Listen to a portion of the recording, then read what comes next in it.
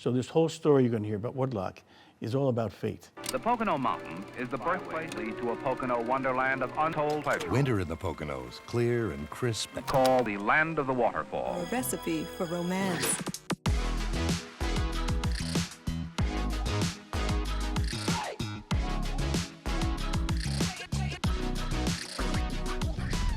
John Kiesendahl, take us back to 1958. Harry and Mary Kiesendahl, an 11-year-old John Kiesendahl. What happened in 1958? I was a happy boy living on Long Island in a neighborhood, lots of houses around me, and great class of friends, never thinking about moving anywhere. My dad had humble beginnings. He started, when he graduated, he didn't even graduate from high school actually, 17 years old, he left and went to the war. As soon as Pearl Harbor was bombed. World War II. World War II, so he never graduated.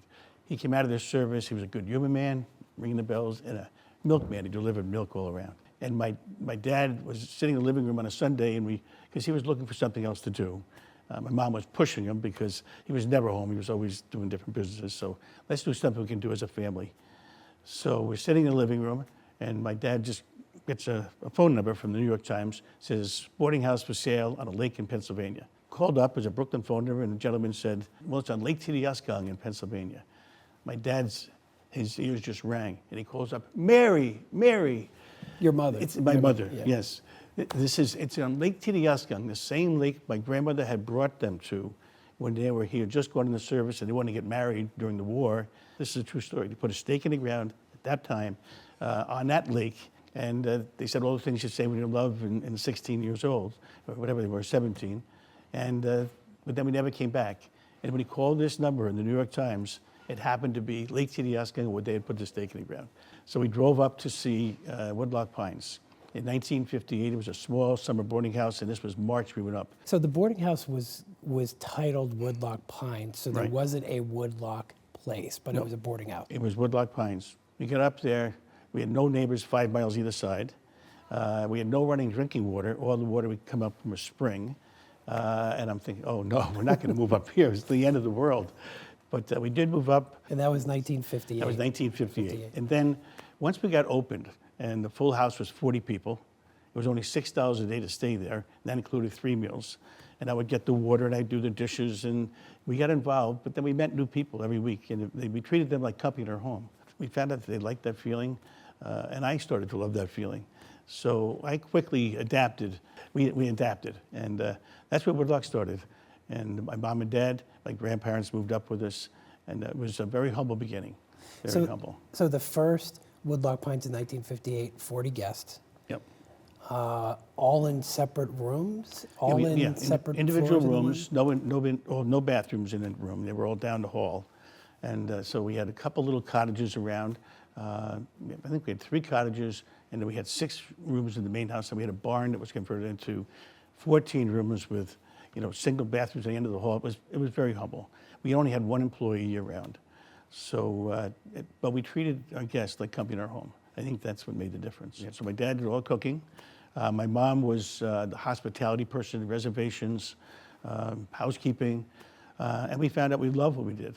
We were only open 10 weeks, Memorial Day to Labor Day. Every year we fixed the place up a little bit. So what did the Poconos look like in 1958 versus today? Why would a guest visit the Poconos at that time? Well, first of all, from my vantage point at age 11, I could have been anywhere. I had no idea. All I knew was there was nobody around. And that was my big thing.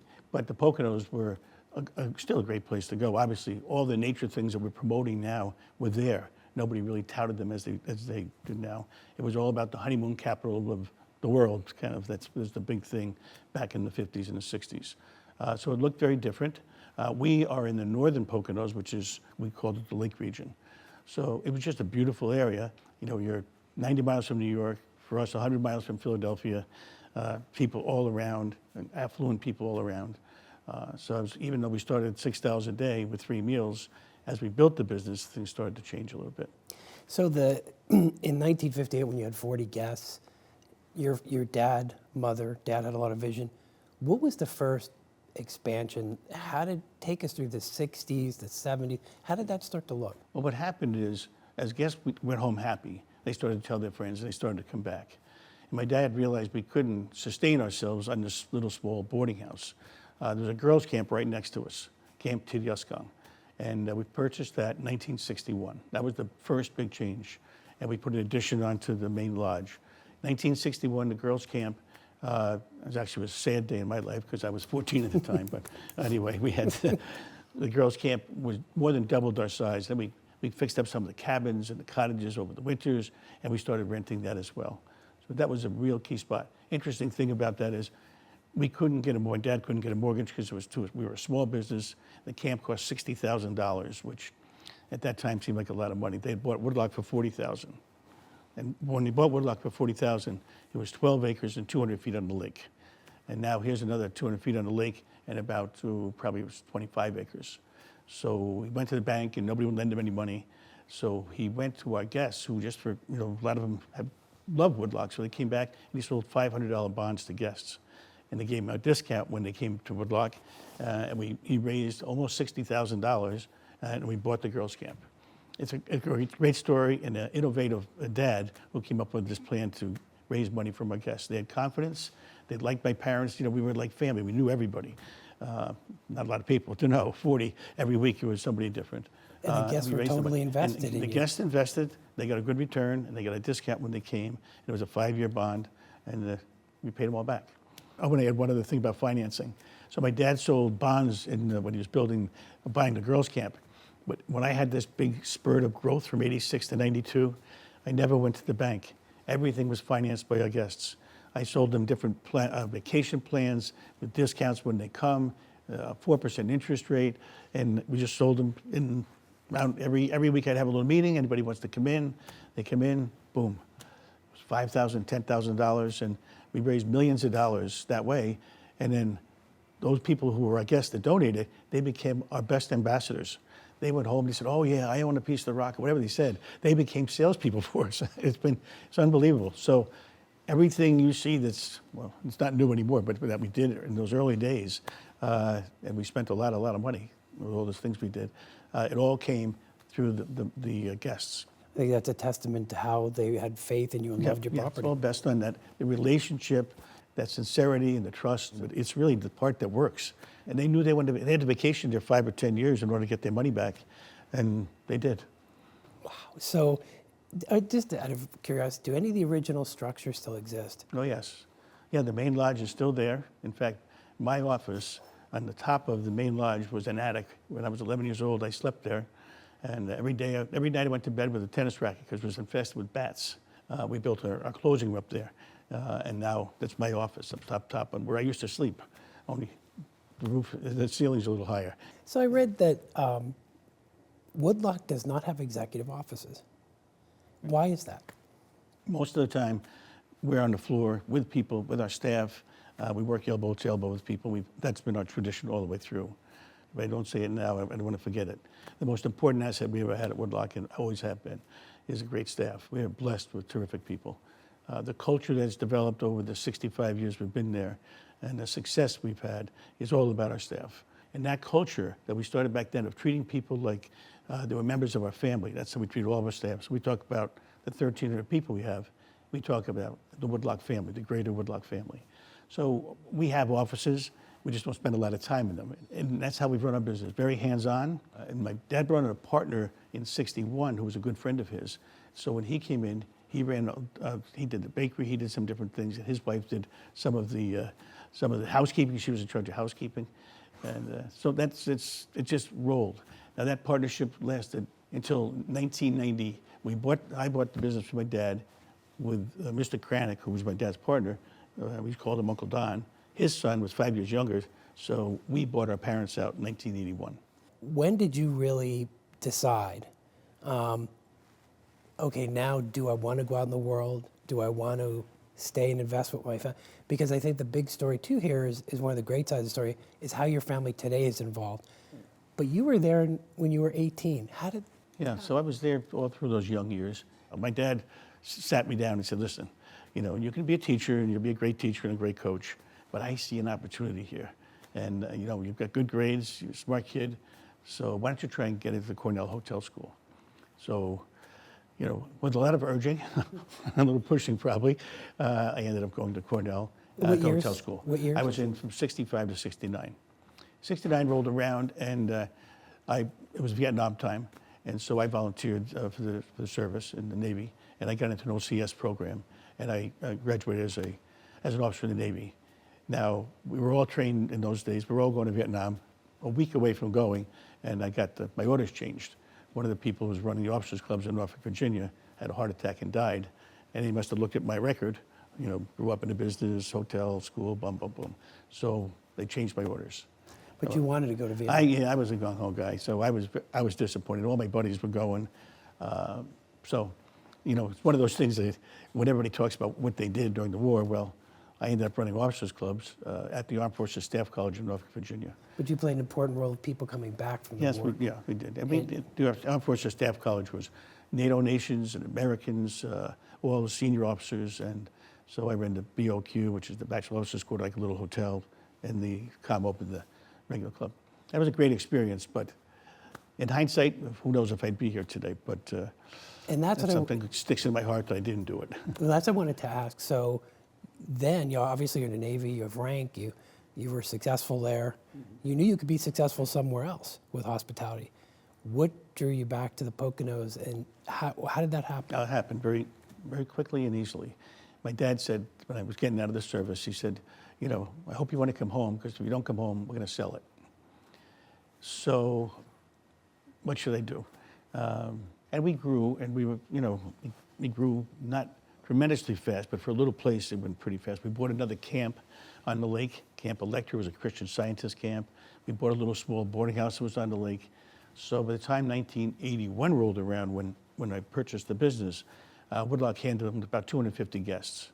And I loved the business. I mean, it was in my soul. Once I got through that 11-year-old stretch, I loved it. So I came back home, and from 1973 to 1981, I just gradually took over the business. Don Cranick, Uncle Don's son, Russ, who was my partner now, he came into it also, and he bought half of the business. That was the time we really grew. I saw the potential. My parents had laid a great foundation of hospitality. We had a wonderful culture and relationship with all of our staff. They were just terrific. They understood the heart of what we were trying to do. So how many are you now, I'm sorry. We have over 1,300 acres now. We either own or control. We went from 12 acres to 1,300 acres in that 65-year span. In fact, we just bought another 60 acres on the lake. You have to keep doing that. At the time, early days, my dad would buy property saying, we don't have any money. How are we going to do this? So, oh, someday you're going to need that. Someday you're going to need that. Okay. I went into a 6-year growth span. So we built a lot. We built a nightclub. We built our big inn. We built all of our suites, 80 rooms. We added, in a 5-year span, a lot to it. So that's how Woodloch started to go. Then, along the way, by the time we got to 1986, the resort proper was about the size it is today. And we were just, okay, what next? Well, what came next is people all wanted a golf course. Our clientele had become more affluent as we went on, and we need a golf course to be a great resort. So we were able to put together another 500 acres. We bought some land right next to us, 2 miles away, and we built a beautiful golf course. It was the centerpiece of a community we built. So we started a construction company and a real estate company at that point. In 1988, we started those. And so we built all the homes in this community, and we had a great golf course. We call it Woodloch Springs, so it's a really terrific course. 18 holes, and you've played it, I believe, and it's really a special spot. It's scenic. And you obviously had children through this whole time period. Yes. Did they grow up in the business the same way that you did? I have 7 children, and they all started at 9 in the kitchen, laying out bacon, cutting strawberries, doing all those things that, dishes and all those things. So they've all grown up in the business, all 7. And I'm happy to say 5 of the 7 are back in the business. And in 2019, we transitioned the business to them. So I was 75 at the time, and I thought, hey, I could be gone tomorrow. I am 77 now. So, happens fast, all this stuff. But Well, I think it's good to know kind of how the next generation. Right. But the one thing I have to ask you is the spirit of the hospitality piece. Now that we're in the 2nd, 3rd generations here, I love, first of all, your pants. I have to ask about your pants. How did that start? How did the pants start? How did the So, costumes? How did that start? So this goes way back. My dad used to wear different colored sweaters. That was his thing. And, that kind of got attention. People said, oh, yeah, Harry, you have a new sweater on today. The guests would, relate to it. So I started wearing colorful pants. And when I bought the business in 1981, I started wearing character pants, ones you could buy off the rack. Right. And then one year I had a pair of elbow pants made or something.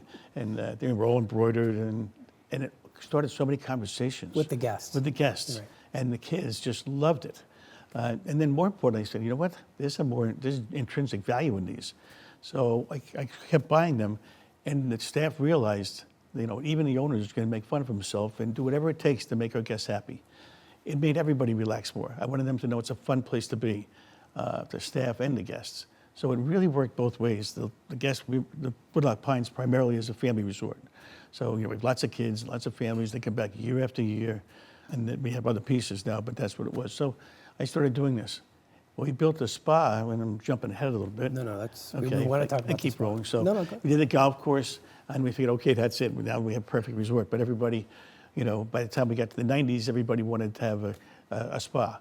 So we got into purchasing some more land and a little lake, and it's right at the end of our other lake, and the lodge at Woodloch began. The spa has always been consistently ranked as one of the top 10, not in Pennsylvania, United States, but in the world by Condé Nast. Yes. Right, consistently for the last, since you've owned it, probably. Yep. Well, we brought a spa person in as our partner, so we had partners in this. We bought the land that had our name on it, and it opened up in 2006, and the place was beautiful. But the partner was managing. He was a little more elitist in how he approached things, and the hospitality wasn't the same. It didn't match up with our name. So we ended up in 2010 buying partners out, and we went from 24% occupancy in 2009 to 3 years later we're at 85%. So it's really skyrocketed. What is your hospitality heart? What is the Woodloch hospitality heart, if somebody asked you that, if a guest did? I said we have a deep passion for making people happy, but in each different resort it's doing something different, because at Woodloch Pines we reconnect family, and we can see what happens. They come in the door and they're sitting with their family at meals, they're recreating together, they're having a ball, and they go home happy and their spirit is high. And at the lodge, it's a whole different, it's rejuvenation and finding some peace and peacefulness. And I tell my kids all the time, we're doing God's work. You know what? We bring people together, we bring some peace in the world, and it's very, very rewarding to myself and to our family, just as it was to my parents. It seems that the thread of that first 40 guests in 1958 is still with us today, and just in different forms. Yep. The mission statement has never changed. We didn't even know it was the mission statement in 1958, but as we went on, we said, you know what? Our mission will be to treat every single guest who comes through our doors or does business with us in any way as if they're company in our own home. We're going to treat them like friends. So it'll be a very personalized hospitality. It's not just, you say what you're supposed to say. It comes from your heart. When we hire people, we don't look for a whole bunch of experience. What we look for is attitude, enthusiasm, and then try and see their heart. Like they tell them all the time, you can learn service from a book. You have to learn hospitality, has to come from your heart. And that's what we talk about all the time. And obviously, passionate about it. I mean, I'm very passionate about it. And my children, thank goodness, understand how that all works, and they're in it. It was amazing being a guest there. Got on the shuttle, and the driver knew you, spoke very highly of you and the family, and the answer, and he had said, didn't know who I was. He said, I feel like I'm part of their family. And you don't see that today, really, the relationship of a team member to an employer, which is, I think, the heart of that too. They do feel definitely. like that. Trying to know people. We have a crisis fund when people get in trouble. They have a significant issue. Now we help them out financially. We do a lot of different things and we have lots of gatherings together. It's all part of building that heart and the center of hospitality. So it's clear what makes us where we are now. We are blessed. As again, I know my dad didn't know this, but the Pocono Mountains has not become, it used to be, okay, the Pocono Mountains. Now the Pocono Mountains are the place to go. And that's what I wanted to ask, John. You have that perspective because Yeah. you've been here. So from your time first here with your family to now, what evolution have you seen? Because you came at the peak of the honeymoon Yes. part of it. So where do you think we are now? Where do you think the Pocono Mountains is going? I think it's been absolutely amazing what has happened to the Pocono Mountains. Somewhere probably 15 years ago, we changed our direction in the Pocono. I've been involved in the Pocono Mountain Visitors Bureau, and I should say my dad was one of the first presidents. He brought Bob Ucachini to the PMBB. I bought the business with my dad when I was 34, but he was 57, so he was very young. So he had time, and he got very involved in hospitality and tourism for the whole state, but in particular the Pocono Mountains. So when we had this big session, when I was involved in the PMVB, and you weren't here yet, Chris, but we talked about what do we want the Pocono Mountains to be, what should it grow to be? It's no longer a honeymoon resort area. We have so much nature.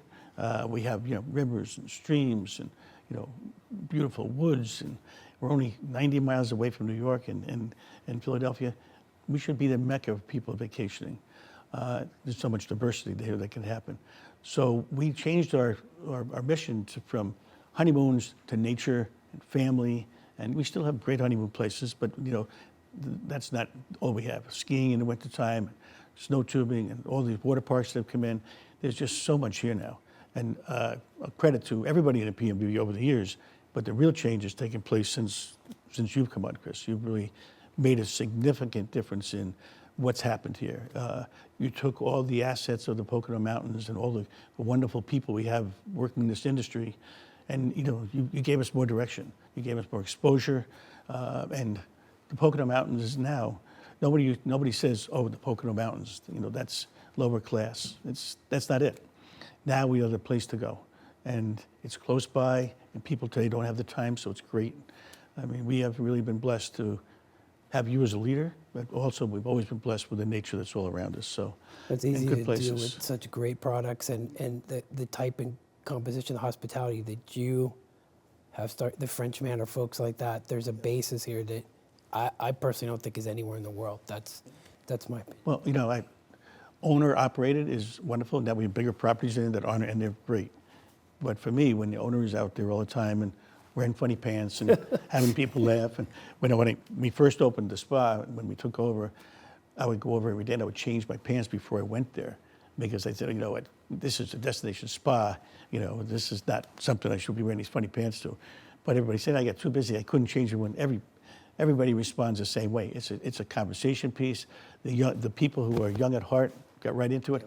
I wear them every day, and I have all kinds of, 85 pair of character pants, waist size 32 to 40. I've been doing it a long time, so, that's all a part of. But you look great for 77. Yeah, I wouldn't have guessed that. I love what I do. You've so much energy and spirit. Yeah, I have good energy. Which I think when you have energy and spirit, your team members see that too, and they want to emulate it because they believe in you. But one of the things I wanted to ask you, because this has kind of been on my mind as we've had this conversation, in your crystal ball of sorts, because you've been around a long time, where do you think the Pocono Mountains will be in 20 years from now? How has the guest changed? Has the guest changed? Well, I would say that because we have so much diversity of product in the Pocono Mountains right now, we do. We have all kinds of different places and water parks and honeymoon resorts and family resorts and restaurants and ski areas. I think the key for what we are doing and what's going to happen in the future is that we don't overbuild. And we turn the Pocono Mountains into more of a suburban area, because it's coming. New York is, we have to be careful of that. So we keep the nature, because that's part of the core. We keep the clean rivers and the streams and whatnot. And we keep the population behind us. They're supportive of us now. But if it gets too crazy, or we get too much different things in, I get concerned that we may lose some of that charm and some of that attraction. We want nature to be still the center. I think the diversity we have, that will continue to populate itself. And our family resort is going to keep going. Our destination spa, golf course, all those things. I think we have a good mix now. So that you can never stop. You're just going to keep making that mix better without sacrificing the environment. There's parts of America that are just basically unchanged. You add facilities, but you try not to change the culture. That's a big challenge. And you have to keep it still exciting. we could go on all afternoon, but my last question for you is, you're coming back in 2158, okay?